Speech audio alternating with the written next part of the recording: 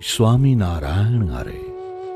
સંવંત 1876ના પોષ સુદી બીજને દિવસ શ્રીજી મહારાજ શ્રી ગઢડા મધ્યે દાદા ખાચરના દરબારમાં ઉગમણે બાર ઓરડાની ઓશરીએ ગાદી તકિયા નંખાવીને વિરાજમાન હતા અને ધોળી પાઘ માથે બાંધી હતી ને તે પાઘને વિશે પીળા ફૂલનો તોરો વિરાજમાન હતો અને કંઠને વિશે પીળા પુષ્પનો હાર વિરાજમાન હતો અને બે કાનને વિશે ધોળા અને પીળા પુષ્પના ગુચ્છ વિરાજમાન હતા અને ધોળો ચોફાળ ઓઢ્યો હતો ને કાળા છેડાનો ખેસ પહેર્યો હતો અને કથા વંચાવતા હતા અને પોતાના મુખારવિંદની આગળ પરમહંસ તથા દેશ દેશના હરિભક્તની સભા ભરાઈને બેઠી હતી. પછી સ્વામી શ્રી સહજાનંદજી મહારાજ બોલ્યા છે, સાંભળો, સર્વેને એક પ્રશ્ન પૂછીએ છીએ. ત્યારે સર્વે હરિભક્તે હાથ જોડીને કહ્યું છે, પૂછો. ત્યારે શ્રીજી મહારાજ બોલ્યા છે, અજ્ઞાનીમાં અતિશય અજ્ઞાની તે કોણ છે? પછી તો સર્વે વિચારી રહ્યા પણ ઉત્તર કરી શક્યા નહીં. પછી શ્રીજી મહારાજ બોલ્યા છે, લ્યો અમે જ ઉત્તર કરીએ. ત્યારે સર્વે રાજી થઈને કહ્યું છે, હે મહારાજ, તમથી જ યથાર્થ ઉત્તર થશે, માટે કહો. પછી શ્રીજી મહારાજ બોલ્યા છે, આ દેહમાં રહેનારો જે જીવ છે તે રૂપને જુએ છે અને કુરૂપને જુએ છે તથા બાળ, યૌવન અને વૃદ્ધપણાને જુએ છે.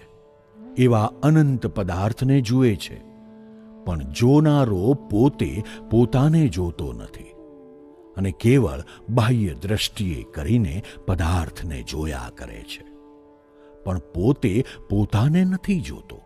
એ જ અજ્ઞાનીમાં અતિશય અજ્ઞાની છે.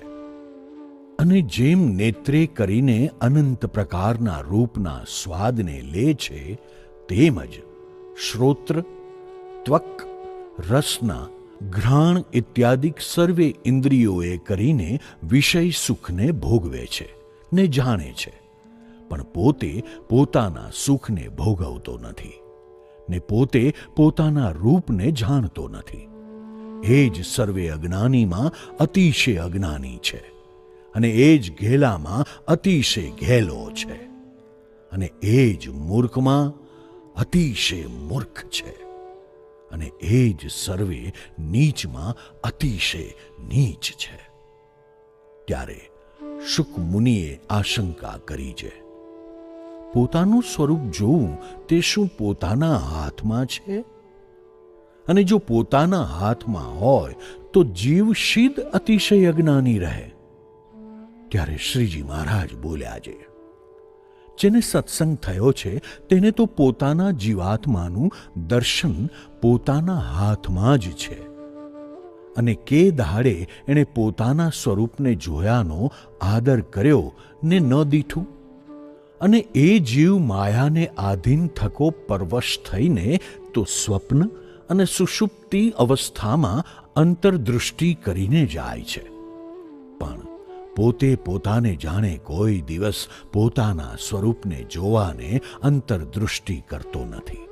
અને જે ભગવાનના પ્રતાપને વિચારીને અંતરદૃષ્ટિ કરે છે તે તો પોતાના સ્વરૂપને અતિશય ઉજ્જવળ પ્રકાશમાન જુએ છે અને તે પ્રકાશને મધ્યે પ્રત્યક્ષ એવા જે પુરુષોત્તમ ભગવાન તેની મૂર્તિને જુએ છે. અને નારદ, સંકાદિક જેવો સુખ્યો પણ થાય છે. માટે હરિભક્તને તો જેટલી કસર રહે છે તેટલી પોતાની આળસે કરીને રહે છે. ઇતિ વચનામૃતમ. એવી રીતે ગઢડા પ્રથમ પ્રકરણનું 20મું